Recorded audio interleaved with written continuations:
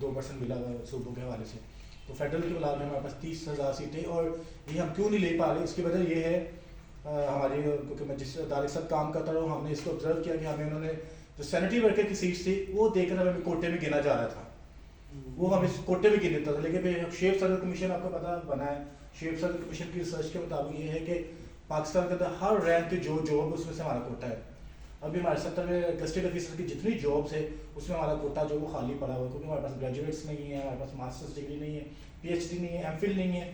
अगर हम PhD MPhil भी हैं तो उनके पास वो मुतलका क्वालिफिकेशन नहीं है जिसमें वो पीएचडी होनी चाहिए। ठीक है जी, तो इस तरीके के मसाइल है। ये है शऊर की बात, हमने कहाँ से बात शुरू करनी। और दुनिया में कोई भी कौम देख ले आज जो तरक्की याफ्ता है, उसका सिर्फ वाहद रास्ता कोई मजहब रास्ता नहीं है।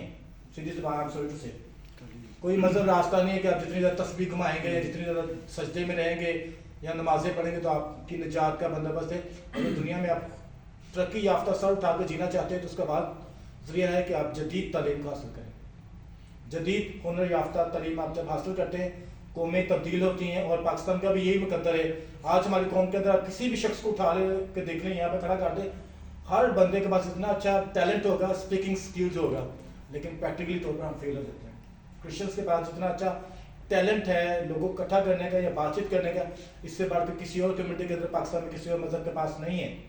क्रिश्चियंस के पास बहुत बड़ा खूबसूरत ये मौका होता है, प्लेटफॉर्म, क्योंकि उसको ये चर्च सिखाता है, not just Catholic church, every church के अंदर ये गैदरिंग होती है और लोगों को काम करना पड़ता है। लेकिन हम स्पीच तक रह जाते हैं, अमली जब काम करने की बात आती है तो कोई प्रैक्टिकली तौर पर सामने नहीं आता। फिर एक दो बंदे जिसने कहते जिन्हें मुंह खोले वो जिन्हें लिखा वो देते गल पै जाती है। ठीक है जी, अभी आशा ने कोई बात कही है तो आशा को इस बात को निभाना भी पड़ेगा, और हमारे स्टोर के फादर जी हैं, फादर रूम जो हैं वो भी इनसे राब्ते में रहेंगे। और मतलब इन्होंने पहले भी अपने आप को पेश किया था इस तरीके से। हमारे खुरम साहब बड़े टैलेंटेड, हमारे नवीर साहब हमारे हर काम में हमारे साथ शामिल होते हैं।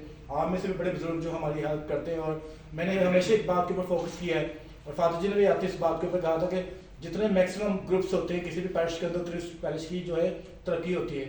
और आप जो एक ग्रुप जो है वो आप बुजुर्गों के ऊपर, हम 70 साल दफा आपको तकवीत भी देते हैं कि सीनियर सिटीजन का ग्रुप खत्म हो गया, जिससे बाबे बिंदे से थानू हिकमत गल्लां लभ दियां ने। सीनियर सिटीजन की एक मीटिंग नहीं की, ना इस टर्न्योर में हुई है, सॉरी टू से, कहाँ पर सीनियर सिटीजन की मीटिंग रखी, हम ऊपर नाम लिखते थे इश्तिहार के ऊपर, और ना ही पिछले सालों में पिछला टर्न्योर पूरा गुजर गया।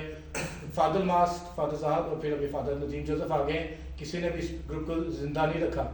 हमारे बाबे मरते जा रहे, सॉरी टू से, मतलब अल्फाज में सब तो हो सकते हैं, लेकिन इनको कि ना जब ये बैठते हैं पैरिश के अंदर आकर, फादर के साथ बैठते हैं, फादर को पैरिश की हिस्ट्री का पता चलता है। आज मैं मास्टर बशीर की बात बताऊंगा, यहाँ पर मास्टर बशीर का तो किसी को नहीं पता होगा यहाँ पर, कौन फादर जानते सिस्टर जानते, लेकिन उस बंदे की मैं भैया का नाम लूंगा, उस बंदे की इतनी बड़ी, यहाँ आंटी प्रवीण को तो ये लोग जानते हैं, आने वाले पीढ़ी उनको जानेंगे, इतनी बड़ी उन लोगों की खिदमतें हैं। तो हम उन लोगों को जब याद रखने के लिए कि हमारे बुजुर्ग जब बैठते हैं, हमने भी कल को बुजुर्ग होना है। मुझे नजर आता कि मैंने अपना एक्टिव ग्रुप छोड़ के मैंने इस कल को सीनियर सिटीजन ग्रुप ज्वाइन करना है, लेकिन जब पैरिश के अंदर होगा नहीं, हम सब एक ग्रुप के ऊपर फोकस करके बैठ जाते हैं कि हमने कैथरीन जुमाते हैं या कोई और है जिसको क्या बोलते हैं, हम कहते हैं एस्टेब्लिशमेंट सपोर्टेड ग्रुप भी होते हैं ना, तो एस्टेब्लिशमेंट जिसको सपोर्ट करती है। तो मैं कहता हूँ कि सब ग्रुप्स के ऊपर फोकस करें, हर एक बंदे की सोच ले रहा है। अगर नजरियात तो था तो वहाँ पर हमारे पास यूथ कमीशन भी था, हमारे पास ढेरों कमीशन आ रहे थे, हमारे ढेरों उस वक्त में एनजीओज भी थे जिसको हमारे बिशप जान जोसेफ सपोर्ट करते थे। लेकिन सियासी तौर पर सिर्फ एक ही बंदा जो था उसने इन्होंने सपोर्ट किया हमेशा ही। आपको पता है, मैं डॉक्टर साहब के सामने बात करना, ये खुशपुर वाले लोग जानते हो कि शराब भट्टी की जेबें ना मेरी तक खाली होती थी, सीधी सी बात बताने लगा हूँ। वो डॉक्टर जैसे लोग, डॉक्टर आशीष जैसे लोग, वो आप जैसे कारकुन जो थे ना उनके साथ सपोर्टिव होते थे, वो हमेशा अपना कंट्रीब्यूशन देख रहे थे, उसको कहते थे आप प्रोग्राम रखें, आपने हाथ डाली हम आपको सपोर्ट करेंगे। तो जब यहाँ पर प्रोग्राम रखते हैं तो हमें ऐसे हाथों की कमी हमेशा नजर आती है, 4-5 हाथ ही जो हमें सपोर्ट देखना पड़ते हैं। अब तो जफर भाई भी जो सपोर्ट ही नहीं देते, तो हमेशा हम कहते हैं कि हमें सपोर्ट करना है, तालीम में आगे आना है, चर्च के अंदर जितने ग्रुप्स हैं उनको सपोर्ट करना है फाइनेंशियली तौर पर। आप देखो हम उनको कहाँ से फाइनेंस कर सकते हैं, चर्च का कोई प्रोजेक्ट उसके लिए हमें दिया करता, हम शायद अपनी जेब से नहीं दे सकते, लेकिन हम फादर जी को, फादर जी हमारे साथ दोस्त हैं जो हम इस चीज़ में सपोर्टिव हो सकते हैं। हमें उन दोस्तों को ढूंढ के फादर जी तक पहुँचाना ताकि हमारे पैरिश का जो निज़ाम है वो चलें। अभी हम स्कूल का इजरा करने के लिए जा रहे हैं, यहाँ पे बॉयज सेक्शन बनने जा रहा है कॉन्वेंट स्कूल का, इसके लिए हम अपने लोगों को बता सकते हैं, शऊर दे सकते हैं कि आप यहाँ पर आए और तालीम हासिल करें। और जब हम यहाँ से इस कमरे से बाहर जाते हैं तो वाकई में हमने तो शिवाद भट्टी डेफिनेटली, हम तो हमारा काम ही ये सीधी सी बात है, हमारे साल इसको पूरे साल ही याद रखते हैं। लेकिन अगले साल भी शायद अगर अशकनाज शहबाज भट्टी के लिए या डॉक्टर मार्टन ने लोगों को बुला रहा होगा तो फिर हमारे लम्हा फिक्रिया होगा कि आज हमने जो 15 लोगों को 20 लोगों को अपने साथ शामिल किया है, फिर हम उनको कुछ सिखा नहीं पाए। एक बंदा ये इसका वीगन ऑलरेडी पहले भी था, डॉक्टर आशिर का वीगन पहले भी था, उसने काफ़ी सपोर्टिव है। लेकिन हम में से कौन हम यहाँ से कुछ जज्बा या बोझ लेके जाते हैं यहाँ से कि हम चाहेंगे अपनी पैरिश के लिए या अपनी पैरिश के नौजवानों के लिए ये करेंगे। हमें ये बोझ रखना है और सबसे बढ़कर हमें कंटिन्यूसली जितने भी शख्सियात हैं पैरिश के प्रोग्राम्स में आप लाजमी तौर पर शामिल हो, सबसे ज़्यादा बढ़कर अपने पैरिश प्रीस्ट के साथ कनेक्टेड रहें।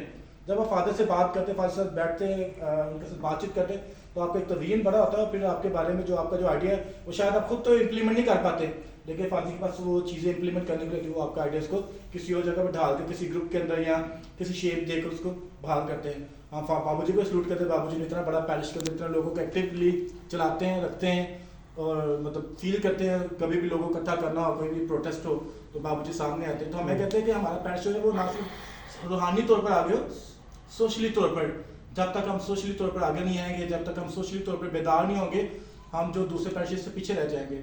और शायद ना सिर्फ दूसरे पैरिश से पीछे रहेंगे बल्कि पाकिस्तान के अंदर हमारी जो कम्युनिटी है वो पीछे रहते जाएगी। आज भी हम देखें फादर रूम तक जाते हैं, फादर के इलाके में दिलों में जाते हैं, देखते हैं लोगों के क्या हालात है। बेचारों के पास पैसे नहीं है, वो आलूओं पर गुजारा करते हैं, उनको पूरे साल की मिलती उस पर गुजारा करते हैं। उनके पास पैसे नहीं है, उनको नस्ल दर नस्ल सी काम में लगे, खेती बाड़ी करते जा रहे हैं, मतलब किसी के हाँ या भट्टे पे काम करते जा रहे हैं, या किसी के नौकर हैं तो पुश्ते पुश्ते उन्होंने क्वार्टर दिया हुआ वो नौकरी करते जा रहे हैं। तो हमने अपनी नस्लों को कैसे बाहर निकालना है, तालीम देनी है, पैरिश के साथ कनेक्ट करना है और उन अफराद के साथ मिलाना जो कि बड़ी बड़ी या शौक याफ्ता बातें करके उसको प्रैक्टिकली तौर पर इम्प्लीमेंट करते हैं।